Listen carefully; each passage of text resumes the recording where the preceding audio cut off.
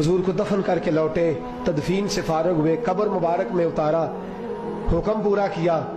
कहते हैं वापस आए तो जनाब अंस से सैयदा फातिमा कहने लगी, अंस तूने भी मेरे रसूल पे मिट्टी डाली है?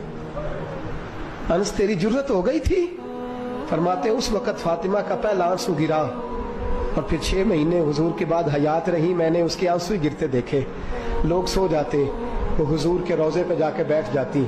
कहते मैं समझाता बहलाता, लेकिन फातिमा कहती अली सबर अपनी जगह, कर्म अपनी जगह। और मैं तुझे क्या बताऊं, बहन भाई पहले सारे चले गए, वालदा पहले छोड़ गई, अब हुजूर अलैहिस्सलातु सलाम ने भी पर्दा डाल लिया है, मुझे चाह और जानिब कुछ दिखाई नहीं देता। कहते हैं 6वां महीना था हुजूर के विसाल को। एक दिन मुस्कुराती हुई फातिमा घर आई रोजे से रात को बच्चों के साथ, तो शेर खुदा कहने लगे, मैंने कहा फातिमा बड़े दिनों के बाद मुस्कुराते देखा, क्या बात है? तो कहने लगी अली आज मेरी आंख लग गई थी, मुझे हुजूर ख्वाब में मिले हैं, तो मुझे हुजूर ने कहा तू रोती क्यों है? तो मैंने कहा महबूबा मेरा दिल नहीं लगता। तो फरमाया बेटी तैयारी कर, तू मेरे पास आने वाली है। हजरत अली फरमाते बस फातिमा बीमार हुई, चंद दिन गुजरे तो मुझे बुलाया, तो कहने लगे अली वक्त जाने का आ गया है, ये अली के घर की है इज्जत, अली से सुनते, नबी के घर की है इज्जत, नबी से सुनते। वो जिसने मुअज़्ज़ज़ किया घराने को, हुसैन पाल के जिसने दिया जमाने को, जाने का वक्त आ गया है अली।